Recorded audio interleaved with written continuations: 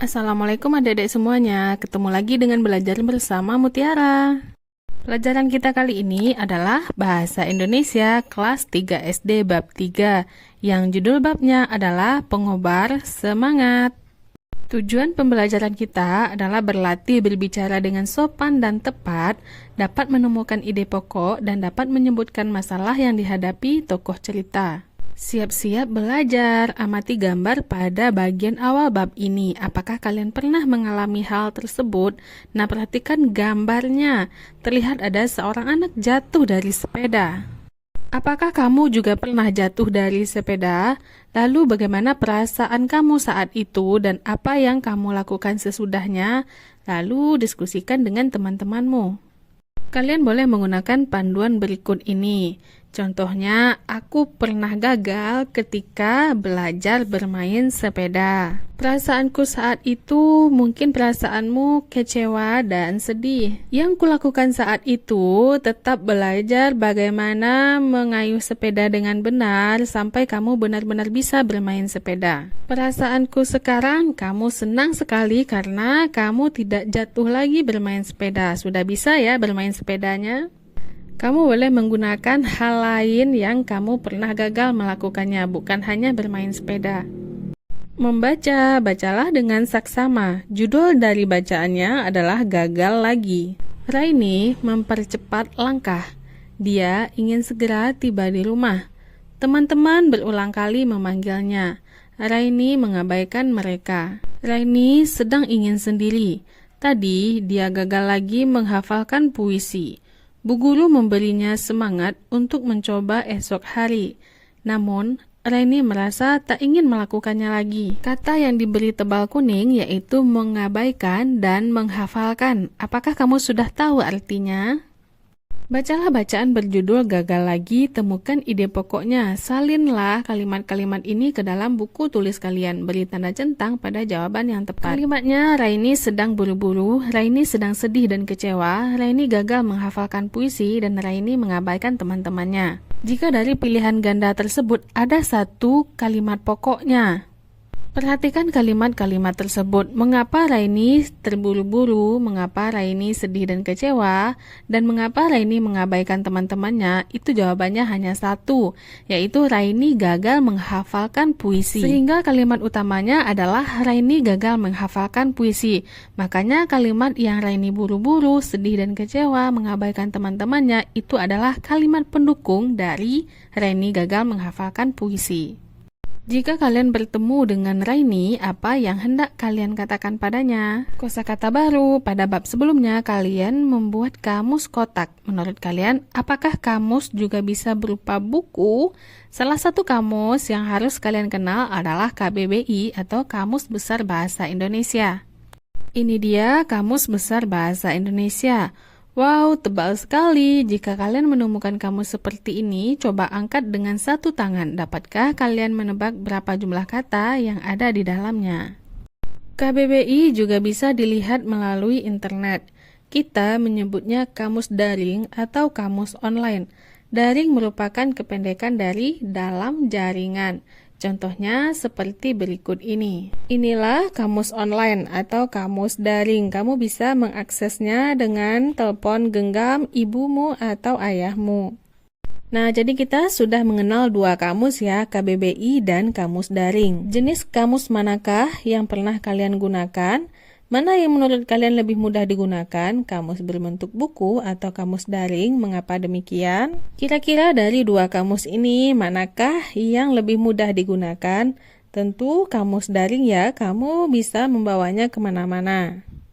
Pada cerita Gagal Lagi, kita menemukan kosakata baru, yaitu mengabaikan dan menghafalkan. Ayo kita cari arti kosakata baru dalam cerita Raini melalui kamus daring. Setelah kita cari, kita mendapatkan hasilnya. Mengabaikan artinya tidak memedulikan, menghafalkan artinya berusaha meresapkan ke dalam pikiran agar selalu ingat.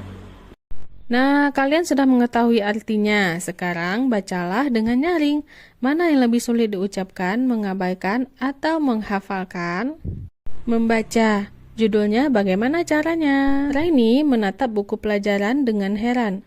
Puisi itu singkat tetapi sulit dihafalkan. Ketika dia hafal kata-katanya, urutan baris dia lupakan. Ketika dia ingat urutan barisnya, beberapa kata dia lupakan. Raini ingin bertanya bagaimana cara menghafal puisi, namun ibunya masih sibuk dengan pekerjaannya. Menurut kalian, bagaimana perasaan Raini? Beri tanda centang pada gambar yang tepat.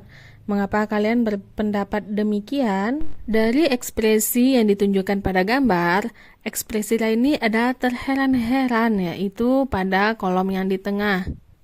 Karena Raini heran mengapa ia tidak bisa menghafalkan puisi tersebut. Bermain peran andai aku menjadi Raini. Lakukan permainan peran ini bersama teman. Bayangkan kalian adalah Raini dan ibunya. Raini ingin minta bantuan kepada ibunya. Apa yang seharusnya dikatakan? Gunakan 3 kata ajaib berikut. Di situ ada kalimat Raini ingin minta bantuan kepada ibunya. Kalau meminta bantuan, kita harus mengucapkan kata tolong.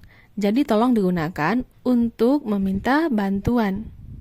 Misalnya, kalimat yang diucapkan Raini, ibu tolong ajari Raini membaca puisi. Kalau ibunya masih sibuk, ibunya bisa menjawab dengan kata-kata maaf. Jadi didahului dengan kata maaf. Maaf nak, ibu sedang mencuci piring, nanti ibu ajari.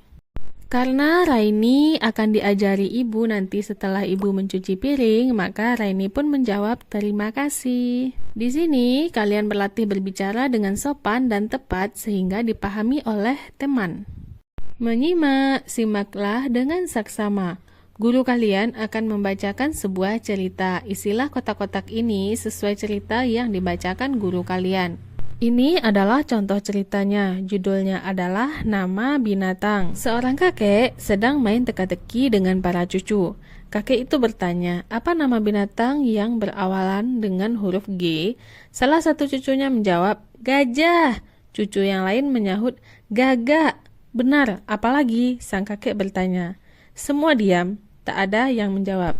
Tiba-tiba cucu yang lain lagi menjawab dengan suara perlahan, gajah kecil. Saudara-saudaranya menoleh padanya. Dari arah lain terdengar lagi suara gagak kecil. Suasana jadi ramai. Semua jadi ikut menjawab gajah lapar, gagak besar.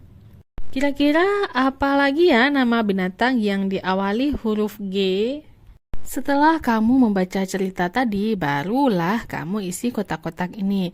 Isi kotaknya, ini cerita tentang apa, nama tokoh cerita, tempat terjadinya cerita, peristiwa yang kusukai dari cerita ini, peristiwa yang tidak kusukai dari cerita ini, dan peristiwa yang seharusnya dihapus dari cerita ini. Aku suka atau tidak suka cerita itu karena kamu beri alasanmu sesuai dengan ceritanya.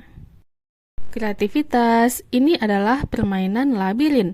Ada lorong berliku-liku dan jalan buntu.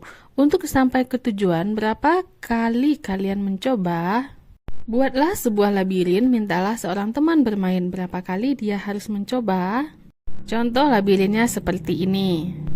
Kamu mencoba lalu menemukannya. Diawali dengan huruf S, E, M, A, N, G, A, T. Akhirnya kamu sampai. Jika kalian mengambil jalur yang benar, ada sebuah kata yang tersusun dari huruf-huruf yang kalian temukan. Kata apakah itu? Kata itu adalah semangat.